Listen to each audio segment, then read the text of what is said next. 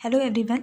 बहुत लोगों को कन्फ्यूज़न था कि मैंने बोला था कि हमारे जो भी सब्जेक्ट से रिलेटेड जितने भी सीटेट में जो भी क्वेश्चंस आते हैं वो अगर हम एनसीईआरटी पे फॉलो करें तो हमारे क्वेश्चंस हो जाएंगे।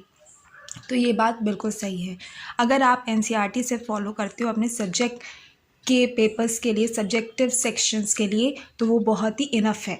कैसे, मैं बताती हूँ। ये देखिए कि मैं 2023 का ही पेपर है, ठीक है। इसमें मैथ और साइंस का सेक्शन मैंने निकाल रखा है। इसमें आप क्वेश्चन दे सकते हैं। पहला क्वेश्चन है कि the solution of the equation. इसमें हमें इस इक्वेशन की सॉल्यूशन बताना है कि सॉल्यूशन ये हो सकता है। तो अगर आपने एनसीईआरटी में किस तरीके से हम इक्वेशंस की सॉल्यूशन का पता लगाते हैं, डिटरमाइन करते हैं और कैसे पता लगाते हैं कि वो इसके सॉल्यूशन है कि नहीं, वो वाला चैप्टर अगर आपने पढ़ रखा है तो आप इस क्वेश्चन को ईजिली डील कर सकते हैं, ठीक है। सेकेंड क्वेश्चन भी इसी से रिलेटेड है, ठीक है। यहाँ पे ए और बी की वैल्यूज़ निकालनी है, इन दोनों इक्वेशंस को कंपेयर करके रिजल्ट निकालना है, ठीक है। अब फैक्टर्स, यहाँ पे देखो फैक्टर्स आ गया। तो फैक्टर्स अगर आपने पढ़े हैं कि किस तरह ये फैक्टर है कि नहीं, तो ईज़िली आप डिटरमाइन कर सकते हैं। इस क्वेश्चन को भी आप ईज़िली सॉल्व कर सकते हैं। 34 देखो, यहाँ पे एक्स की वैल्यू निकालनी है, वाई की वैल्यू निकालनी है, देन ये इसका रिज़ल्ट फाइंड आउट करना है। इजी हुआ। 34 तक हम आ गए और हमें चारों के चारों क्वेश्चंस हमारे पढ़े हुए थे। अगर हमने एनसीईआरटी पढ़ रखी है तो हम इजीली सॉल्व कर सकते हैं, है ना। अब 35 देखो। 35 में स्टैंडर्ड फॉर्म में लिखना है, ये भी इजी ही है। ये भी आप स्टैंडर्ड फॉर्म में किस तरीके से लिखा जाता है ये भी एनसीईआरटी में बता रखा है।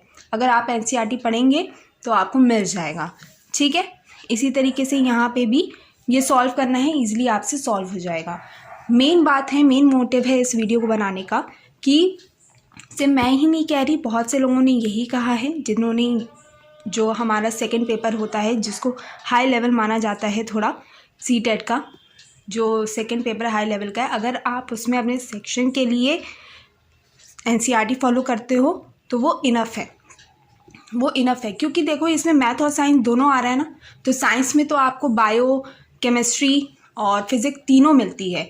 तो कुछ बच्चे बायो से के फील्ड से नहीं होते, तो बायो हम लोग को नहीं आती, ठीक है। उन लोगों को बायो नहीं आती है तो कभी कभी साइंस के सेक्शन में बायो का जो पोर्शन होता है वो ज़्यादा हो जाता है। तो इस वजह से ये जो सेक्शन है ये थोड़ा सा इसका लेवल हाई हो जाता है। लेकिन अगर आप मैथ्स के हैं तो आप मैथ्स का सेक्शन तो इजीली कर सकते हो ना, वो भी एनसीईआरटी से ही आया है। और अगर आप बायो वाले स्टूडेंट से पूछेंगे तो उनका भी जो बायो का पोर्शन होगा वो एनसीईआरटी से ही आया था, अगर आप पूछेंगे तो आज के लिए बस इतना ही। अगर आपको मेरी इन्फॉर्मेशन सही लगी हो और मेरे वीडियो अच्छा लगा हो तो मेरे वीडियो को लाइक कर दीजिएगा और मेरे चैनल को सब्सक्राइब कर लीजिएगा। Thank you.